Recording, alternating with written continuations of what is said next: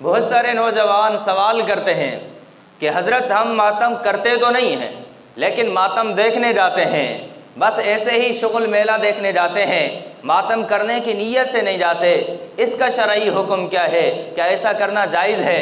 تو یاد رکھیں، ایک بات ہے جو میں اپنی طرف سے کروں، دوسری بات وہ ہے جو امام الانبیاء جناب محمد الرسول اللہ صلی اللہ علیہ وسلم نے فرمائی ہے۔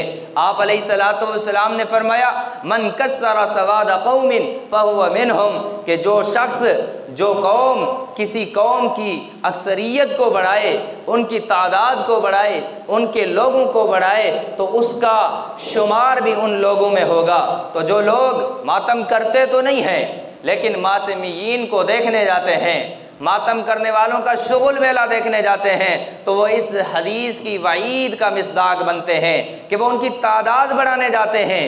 یوں لگتا ہے دیکھنے والوں کو کہ یہ سب ماتمی ہیں، یہ سب حسین ابن علی کا ماتم کرنے والے ہیں۔ حقیقت یہ ہوتی ہے کہ ان میں 80% طبقہ سنی نوجوانوں کا ہوتا ہے جو شغل میلہ دیکھنے کے لیے جاتے ہیں، جو ماتم کرنے والوں کو فقط دیکھنے کے لیے جاتے ہیں۔ تو یاد رکھیں، رسول اللہ صلی اللہ علیہ وسلم نے فرمایا من کسر سواد قوم فہو منہم، کہ جو جس قوم کی تعداد کو بڑھائے گا، جو جس قوم کی افراد کی تعداد کو مزید کرے گا، تو اس کا شمار بھی ان میں ہوگا۔